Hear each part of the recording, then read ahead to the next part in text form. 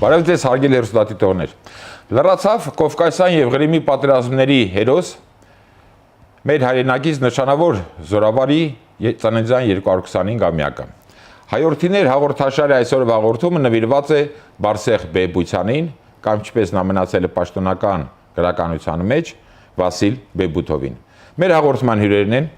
Խաչատուր Աբովյանի անվան հայկական պետական Մանկավարժական համալսարանի գրադարանի տնօրեն Տիգրան Պետրոսյանցը եւ նույն համալսարանի դասախոս պատմական հիստորիայի տեխնացու Հայ Գրիգորյանը։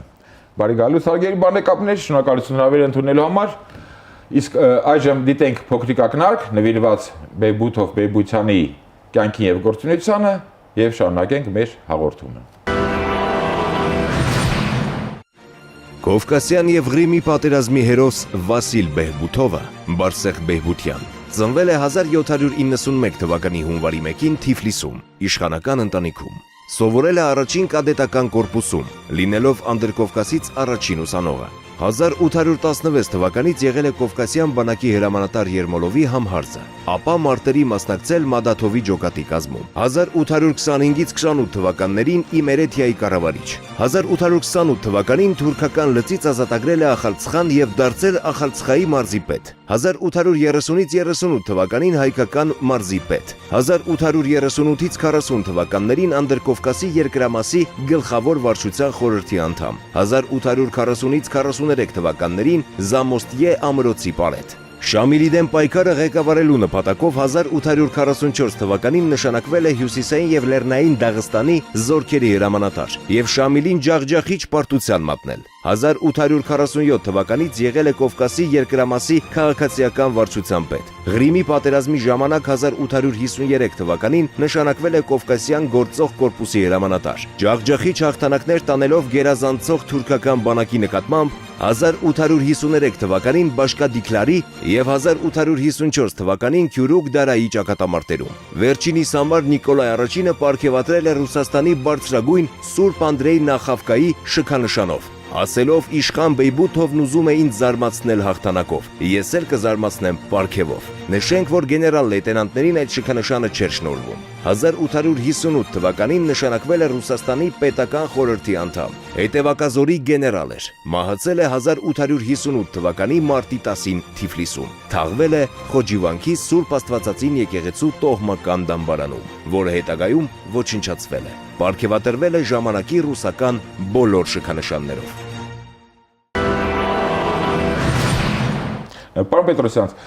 Ռուսաստանում կամ Ռուսաստանի կայսրությունում հարյուրավոր մեր հայրենակիցներ, մասնավորապես աչքի են ընկել հենց կամ ինչու՞ չէ, հատկապես ռազմական ոլորտում դրսևորելով իսկապես զորավարական տաղանդ, օրինակի համար ասենք Լորիս Մելիքով, Արգուցյան, Սերեբրյակով, Մադաթով, Լազարևներ եւ ինչ խոսք այդ փաղանգում իր արժանի եւ ուրույն տեղն ունի մեր այսօրվա հայորդին Բեհբության Բեհբութովը։ Ես անպատճառ կուզենայի շեշտել Բեհբության ազգանունը։ Իհարկե, ուղղակի քանի որ պաշտոնական գրականության մեջ ժամանակվա Բեհբութով է նշում, խնդիրը բացարձակ նրանում չէ, թե մենք ինչ ենք կարդացել մեր սերունդը հատկապես թղթի վրա։ Պարզապես մենք այսօր պիտի իրերին տանք իրենց անունները։ Այո, դուք փաղանգ ասեցիք, ես աստղաբույլ ասեմ։ Բայց այդ աստղաբույլում առաջնահերթ Մովսես Արգուտյան երկայնաբազուկը, հաջորդ սերունդը Բեհբութովը եւ հետո հաջորդ երրորդ սերունդը Լորիս Մելիքով։ Ես այս պարագայի մեջ Բեհբութովի մեծությունը տեսնում եմ հենց այս շարքի այն կարևորության առումով, որ բացարձակապես հայ զորական մտածողության, հայ իրական կառավարչապետի խնդիր էր նա լուծում եւ նա ավելի շատ հայտնի է որպես կառավարչապետ, քան որպես զորավար, թեև նա հաղթանակներ է տարել եւ այդ հաղթանակներին երբեմն վերագրել են ճակատագրի ինչ-որ խնդիր, որ նրանք ժպտացել է բախտը այդ հաղթանակներում։ Կարծեմ ժամանակակիցներն են, եւ ժամանակակիցներն են հատկապես շեշտել այս փաստը։ Որպես վարչական ղեկավար ավելի որպես վարչական ղեկավար նա եւ հայկական մարզում, եւ Դաղստանում, եւ արդեն Կովկասյան, համակովկասյան մեծության աշխատանքներում անպատճառ դրսևորել է իրեն որպես արտակարգ ղեկավար ու արտակարգ կառավարիչ։ Շնորհակալություն։ Պարոն Գրիգորյան, արդեն խոսք գնաց պարոն Պետրոսյանն ասած Մովսես Արարության երկայնաբազուկի մասին։ Հպանցիկ ծանոթացումից իմ համար կարծես դրական դարձավ, որ այս երկու նշանավոր ռազմական գործիչները Արարությանը եւ Բեբույցյանը կարծես հայ ճակատագիր է դա թե ինչ իրենց ռազմական եւ վարչական գործունեության ընթացքում գրեթե համանման ուղի են անցել։ Երկուսն էլ տարեկից են, համարյա տարեկից, եղել են հայկական մարզի, այսինքն մեր պատասխանատուն, ախալցխայի երկրամասի կառավարիչ, այդ Դաղստանում ղեկավար, լեռնականների Շամիլի դեմ հաղթող եւ բազում ճակատամարտերի ղեկավար։ Այդ առումով ճակատագրերը նրանց կարծես թե միավորել են եւ երկուսու կենսագրությունն էլ երբ որ ուշադիր նայում ենք, տեսնում ենք այդ նմանությունը եւ հետաքրքիրն այն է, որ պարոն Պետրոսյանը նոր շեշտեց լինելով գրեթե ժամանակակիցներ, բայց միշտ Բեբութովը գալիս էր փոխարինելու Արարությանին։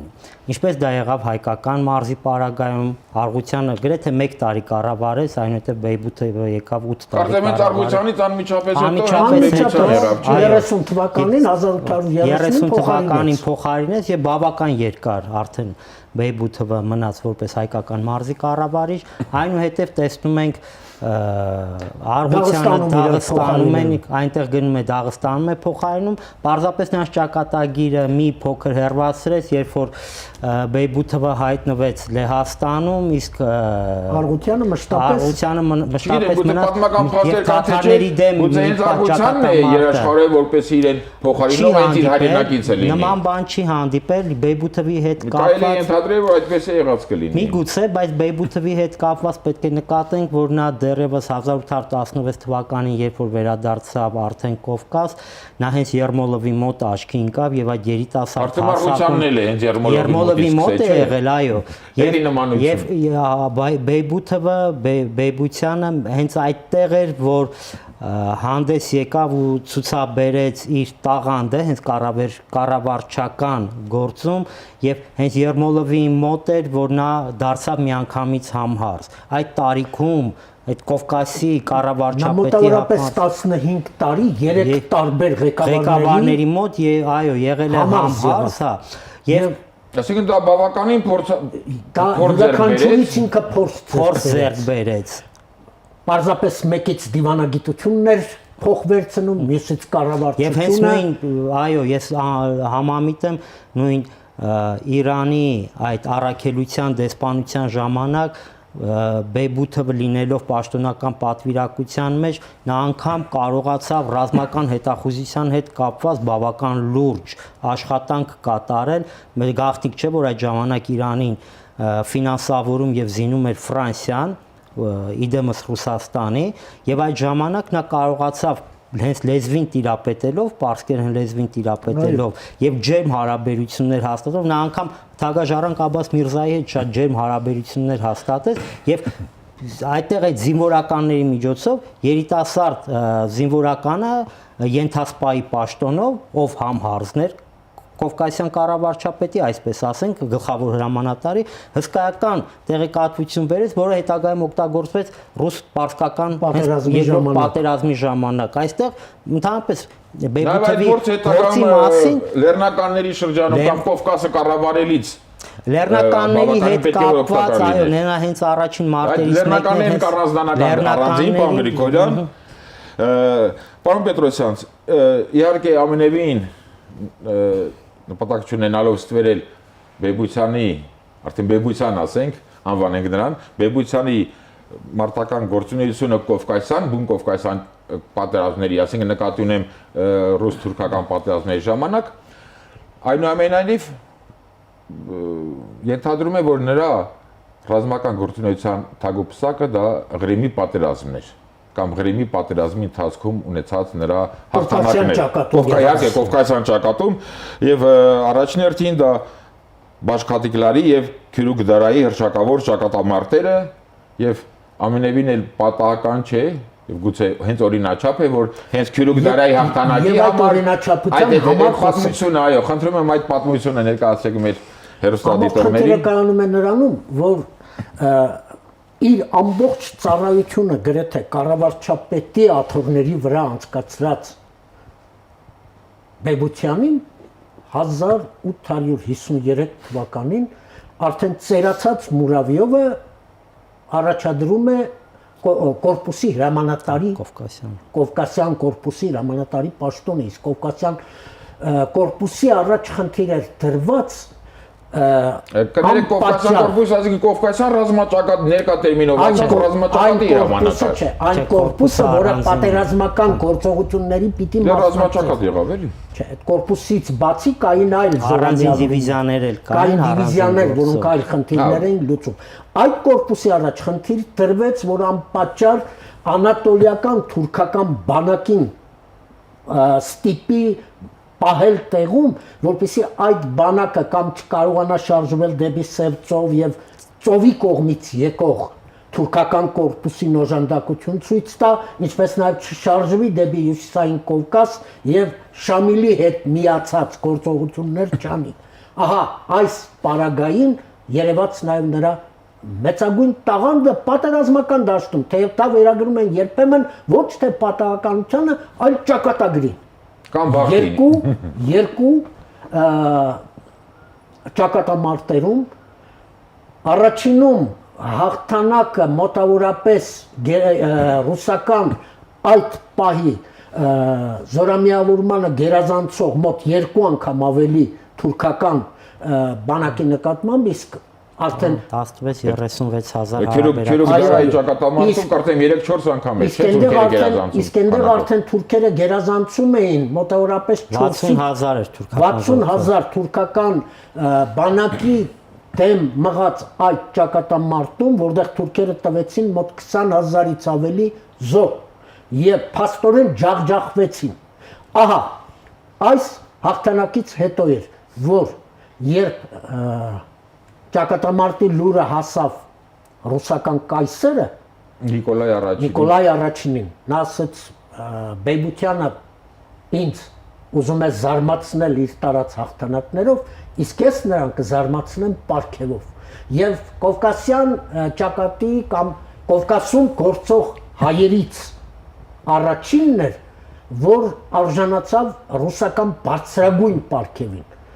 Մենք այսօր Հայերից նրանից առաջ միայն կարծեմ Սուվորովն է արժանացել այդ ամենաբարձրագույն պարգևին։ Ինչքան տեղյակ եմ, ուրիշ հայ չի։ Մեր այսօրվա մտածողությամբ կա Հայաստանի հերոս, կա Արցախի հերոս, կա Խորհրդային Միության հերոս, այսինքն այն բարձրագույն պարգևը, որին արժանացավ, դա Սուրբ Անդրեյ Նախավկայի շքանշանն էր։ Այստեղ մի հանգամանք էլ կա, մինչև նա որևէ մեկը թե ռուսական միջավայրից, թե այլ ազգությունների չեր արժանացել այդպիսի պարգևի ունենալով գեներալ լեյտենանտի կոչում։ Դա նախատեսված էր լրիվ գեներալներին, այսինքն Հեծելազորի կամ Հետևազորի գեներալների համար էր նախատեսված եւ առաջին անգամ ստացավ մարդ, որը գեներալ այդ պահին գեներալ լեյտենանտի աստիճանն էր։ Նկատի ունենանք, որ սա եզակի դեպքեր եւ ասենք դա ոչ միայն մեր հայերի պարագայում, այլ ընդհանրապես ռուսական բանակում էր այդ պահի ռուսական բանակում էր ոչ մի գեներալ լեյտենանտ չէր արժանացել։ Այդ պահի ռուսական իրականության մեջ առաջին մարդն էր, որ այդ աստիճանում ստացավ այդ կոչումը։ Ու կարծեմ ինչքան տեղյակ եմ, այս ռուսական կայսրության այս ամենից բարձրագույն այս շքանշանին արժանացել են կամ պարգևատրում են Եվրոպայի բոլոր միապետները, Բուն Ռուսաստանի կայսրերը, կայսրուհիներն են իրենք պարգևատրում, այսինքն այդ ռանգով, կարգավիճակով բարձրագույն էր համարվում։ Այդ պարգևով պարգևատրվել է ամբողջ ռուսական հիմնադրման պահից առ 1917 թվականը մոտ 600 մարդ։ Ինքը շքանշանը պատրաստվում էր անհատական, ինքը ձուլածո չէր, ամեն մեկի համար պատրաստվել է յուրովի այդ պահի համար Եվ դա եզակի էր նրանով, որ երբևէ այդ 600 շքանշաններից որևէ մեկը մյուսի նման չի արվել։ Եվ ինչ խոսք մեծ պատիվ է եւ պետք է հպարտանանք, որ ռազմական պատմության ընթացքում միակ գեներալ լեյտենանտը 9 հայեր են ստացել այդ պարգևը։ Լորիս Մելիքովն էլ ասում։ Ռուսական իրականության մեջ եւ Լորիս Մելիքովը եւ այլ մարդիկ Բեբությանից հետո այլ գեներալ լեյտենանտներ արժանացել են նման գեներալ պարգևի թե ոչ։ լեյտենանտներ արդեն ավելի ուշ արժանացել են, բայց ինքը միակն է, որ առաջինն է այդ պարգևին արժանացել։ Ինչ խոս, պետք է Նիկոլայ առաջի կայսրը իրոք պետք է որ նա տարածած երկու ճակատամարտերում հաղթանակները բավականին բարձր գնահատեր, անգամ որ այդ պատվին արժանացել։ արժանացել։ Անվան հետ կապված մի հետաքրքիր պատմություն կա Բաշկադկլարի ճակատամարտից հետո, երբ որ Աբդիլ Փաշային թուրքական սուլտանը մի հրանոթ է նվեր տալիս, բավական հետաքրքիր պատմություն եւ կապված է նաեւ Բեբութովի անունը նախապես ասեմ հրետանու թանգարանի պատմության հետ, որովհետեւ Սանկտ Պետերբուրգի թանգարանում կա մի հրանոթ, որը հենց այդ ճակատամարտից հետո որպես ռազմավար վերցնում են։ Երբ որ սուլթանը տալիս է Փաշային այդ հրանոթը, ասում է, քանի դեռ այդ հրանոթը ձեզ մոտ կա, այդ հրանոթը ձեզ հաջողություն է բերելու եւ երբ որ արդեն թուրքական զորքերը նահանջում են դեպի Կարս եւ գալիս են արդեն ռազմի դաշտ, այդ հրանոթի մոտ զոհվել է 1500 զինվոր, այսինքն պաշտպանում էին այդ հրանոթը։ Դա այդ պահի համար այնքան արժեք էր ներկայացնում, որ Բեյբութովը դա ուղարկում է Պետերբուրգ։ Եվ Պետերբուրգում այսօր այդ հրանոթը պահպանվում է որպես եւ ցուցադրվում է հատուկ ռազմավար ռազմական հրետանու պատմության։ Ուսամ նշված է Բեբությանի ազգանունը նշված է։ Անկեղծ ասած չեմ կարող ասել այդտեղ նշված է, բայց այնտեղ պատերին, նկարներին ամբողջ եւ ճակատամարտի տեսարանները կա եւ այլն, բայց այդ հրետանին անմիջականորեն կապված է այդ ճակատամարտի հետ եւ Բեյբութովի հետ։ Պարոն Գրիգորյան, ռազմական ոլորտից անցում կատարենք քաղաքացիական, պարոն Պետրոսյանց արդեն շեշտեց Բեբությանի այդ կազմակերպչական տաղանդի մասին եւ այդ տեսանկյունից եւ որպես կազմակերպչական մարդ, որպես պետայնչուչը, պետական գործիչ արդեն թվարկեցիք, Ախալցխայի մարզի պետ, հայկական մարզի պետ, Կովկասի երկրամասի քաղաքացիական վարչության պետ, Ռուսաստանի պետական խորհրդի անդամ։ Դա վերջում, հա։ Վերջում սա ամենավերջում բարձրագույն սա պաշտոններ են, որտեղ համոզված են, որ լավագույնս դրսևորեց նաև իր, այսպես ասած, կազմակերպչական տաղանդը։ Նա առաջին անգամ աչքի ընկավ առաջին այդ 1828-29 թվականների ռուս-թուրքական պատերազմի ժամանակ, երբ որ Ախալցխան գրավելուց հետո, երբ նա անմիջական իր մասնակցություն ունեցավ Ախալցխայի գրավմանը, եւ այնտեղ, երբ որ նշանակվեց Ախալցխայի, այսպես ասենք, դեռևս փաշայության դեռ ռուսական Ախալցխայի փաշայություն, այսինքն դրա մեջ մտնում էր ներկայիս Ջավախը, Ախալքալակը, այդ Բոգդանովկան, այսինքն Ջավախը։ Եվ այնտեղ Ջավախ կաշխարը, այսինքն Ախալցխայի որպես կառավարիչ կարողացավ շատ կարճ ժամանակում պատերազմը դեռ ընթանում էր, կարողացավ կարգի բերել քաղաքը, Բերթա քաղաքը, աչքի ընկավ առաջին հերթին այդ եւ միաժամանակ պետք է այստեղ զուգահեռը տանենք եւ ռազմական գործողություններով Ախալցխայի պաշտպանության ժամանակ, երբ որ անակնկալ հարձակում տեղի ունեցավ Ձմռանը, մինչեւ օկնական զորքերը կգային Թիֆլիսից կհասնեն եւ որպես քաղաքացիական մասի կարելի է ասել կառաջ, այսինքն իր առաջին քայլերը ի հայտ եկան Ախալցխայում, սակայն նա մեծ գործ բավական կատարեց արդեն հայկական մարզում 8 տարի բավական երկար ժամանակ նա կառավարեց։ Այն նոր ձևավորվող այդ շրջանը։ Եվ կառավարեց, այո, մինչև Նիկոլայ առաջինի այցելությունը, այնտեղ 38 թվականը, 37-ին Նիկոլայը եկավ, պարզապես մեղադրում էին Բեբութովին, որ բոլորի կարիքները չի կարողանում հոգալ, եւ այստեղ միայն Բեբութովի խնդիրը չէ, մենք պետք է այստեղ ուշադրություն դարձնենք բարոն Ռոզենի գործունեությանը, որը ով կարելի է ասել իր գործունեության պատճառով նա շատ շատերին վնաս տվեց եւ դա է վկայում միայն Բեյբութովի խնդիրը չէր այստեղ նույն բարոն Ռոզենի Փեսան իր ծանր հանցանքների համար Նիկոլայ առաջինի կողմից շնորհազրկվեց, կարելի այսպես ասել, եւ աքսորվեց ռուսական հերավոր բնակավայրեր, միայն Ալեքսանդր II-ի գա բարձրանալուց հետո Ռոզենի Փեսային շնորհում են նորից գնդապետի աստիճան անել թոշակի անցած ժամանակ։ Ինչ է դրանից հետո արդեն պաշտոնը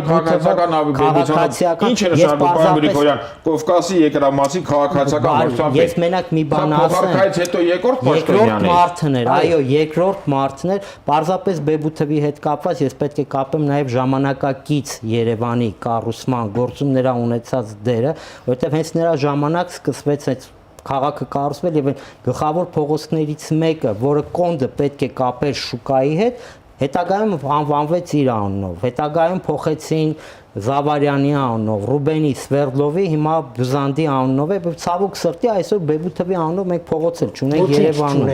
Եթե եղեք հայկական մարզի երկու կառավարիչների Արվույցյանի եւ Բեյբությանի անուններով Մոտ 80 տարի Բեյբութովի անունով հայկական պետականության յուրօրինակ նախատիպ էր։ Այո, հայկական պետականության ղեկավարների անուններով։ Այդ պահի հրապարակի 3 հարկանի շենքերով 40-ի հրապարակ հատուկ ճարտարապետական ագին մեծ գործ կա։ Հուսանք Բեյբությանի եւ Արվույցյանի անուններով փողոց Երևանում մի օր չնայած հիմա անվանափոխությունները շատ են թվարկում, բայց կարելի է հենց նույն Բեյբությանի անունով նույն ծիրի մեջ առաջադրել նաև հայկական մարզի այդ երկու կառավարիչների եւ այս որպես թեմայի շարունակություն, պարոն Գրիգորյան,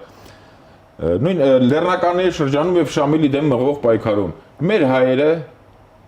իրենց կարևոր դերակատարությունը միշտ ունեցել են սկաց Արղույցյան, Բեյբության, մինչև 1920-ական թվականներ արդեն խորհրդային շրջանի սկիզբը, Լորիսի Մելիքով եւ մինչև Միկոյան, եւ խորհրդային իշխանությունը չէր կարողանում Հյուսիսային Կովկաս, այսպես ասած, հանդարտ կառավարել իշխել, միայն Միկոյանը կարողացավ։ Այսինքն մեր հայերը կարողանում են Հյուսիսային լեռնականների դարաշրջանների շրջանում իրենց ինչպես հարկն է բոլոր դեպքերում եկեք նկատենք, որ դա նաև մեր դեմ ստեղծված այլ խնդիրներ էր բերում։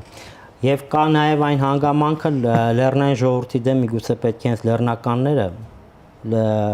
պայքարեն, բայց դա մի կողմ, այո, երբ որ մենք ուշադիր նայում ենք լեռնականների դեմ եւ այդ գլխավոր ճակատամարտերը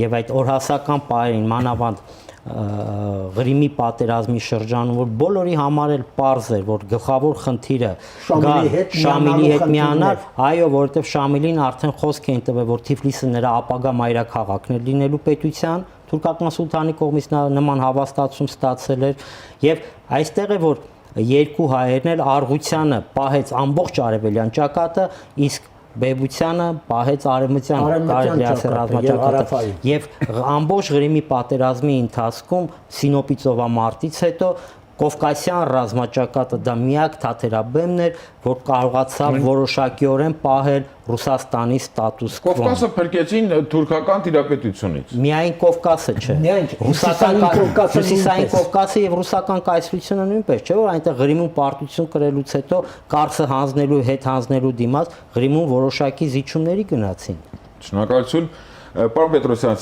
ավարտելով հաղորդումը այս հարցը անպայման պետք է հնչեցնեմ։ Փաստորեն մեր հայրենակից Բարսեղ Բեյբությանը կամ Վասիլ Բեյբութովը